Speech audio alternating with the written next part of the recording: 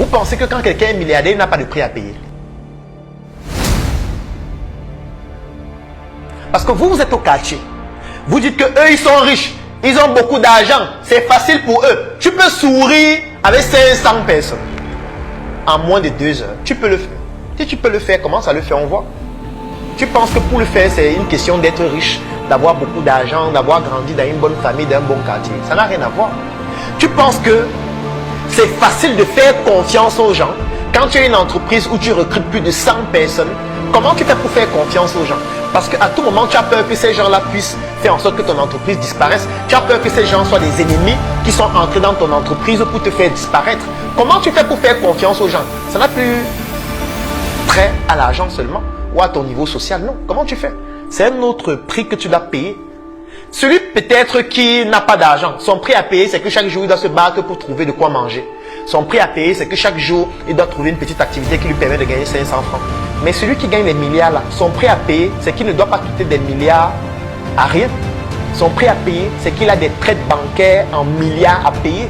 Son prix à payer, c'est qu'il a une entreprise qui recrute plus de 1000 personnes et il doit pouvoir payer leur salaire chaque mois. Son prix à payer, c'est que les gens veulent le tuer chaque jour. Il doit investir sur sa sécurité, il doit acheter des voitures chères, il doit avoir un chauffeur qu'il contrôle tout le temps parce que même son chauffeur peut le tuer. Il doit faire attention à son cuisinier qui peut l'empoisonner. Il doit faire attention à sa femme qui peut provoquer un divorce et prendre une partie de ses biens. Il doit faire attention à ses enfants qui peuvent le tuer pour prendre ses biens. Il doit faire attention à ses employés qui peuvent faire un plan pour pouvoir l'éliminer et prendre ses entreprises. Mon ami, c'est ça aussi son prix à payer.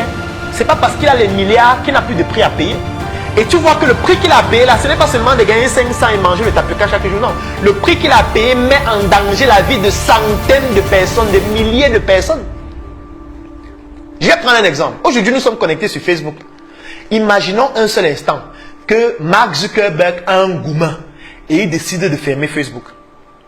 Ça veut dire que Mark Zuckerberg, il sort avec une fille et un soir, la fille là décide de le barrer. En Côte d'Ivoire, ça s'appelle un gourmand. Et il pleure. Il arrête de faire Facebook. Il ferme Facebook dans tous les pays.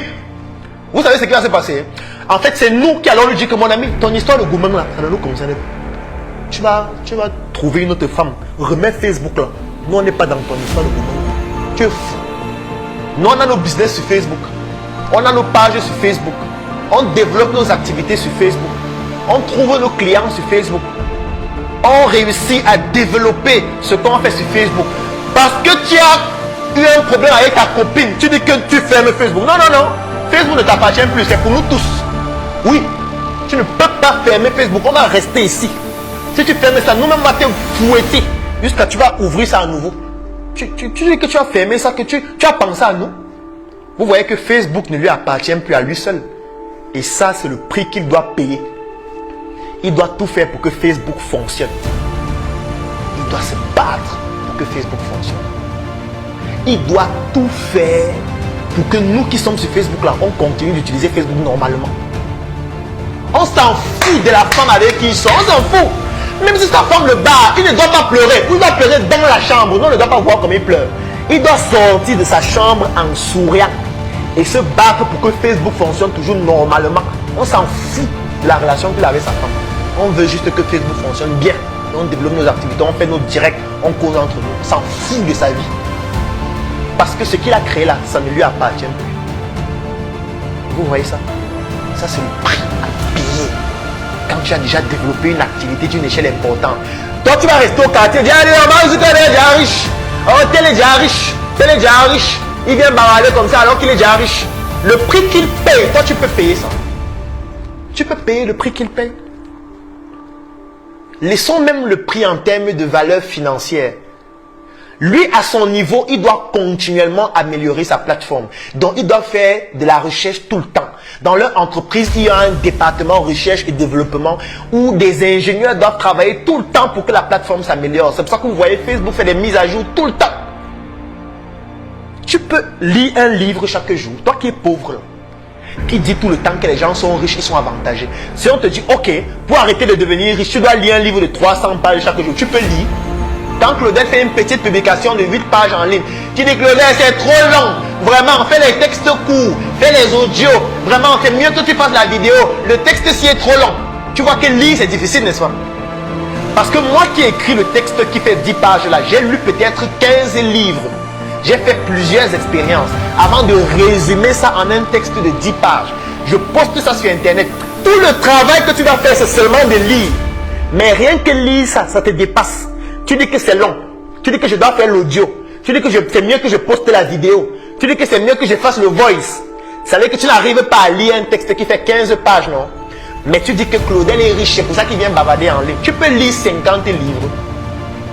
Laissons 50 livres. Tu peux lire un livre de 100 pages. La dernière fois que tu as lu un livre de 50 pages, c'était quand? Donne le nom du livre en commentaire. La dernière fois que tu as pris un livre qui fait 50 pages, tu as lu du début jusqu'à la fin, c'était quand? Parce qu'au moins pour lire un livre de 50 pages, on ne va pas te demander de payer.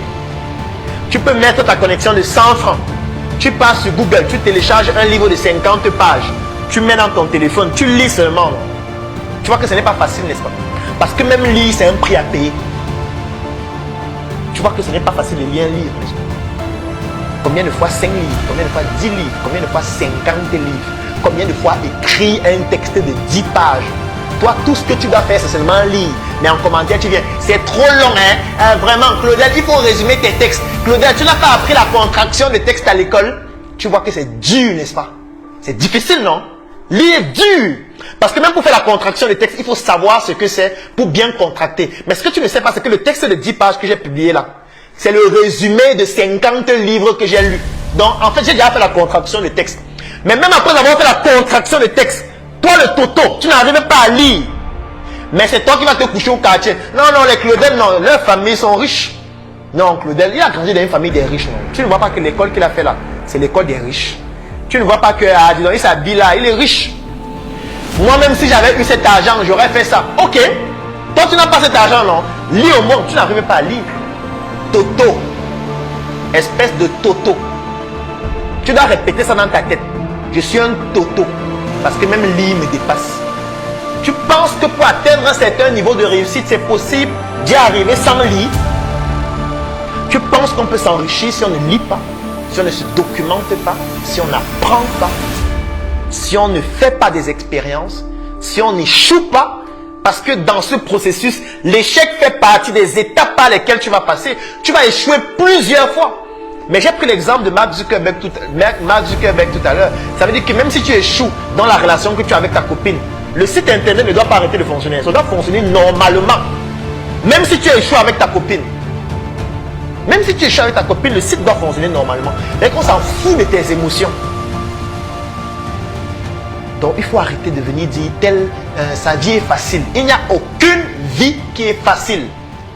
Il n'y a aucune personne qui a une vie facile. Ça n'existe pas.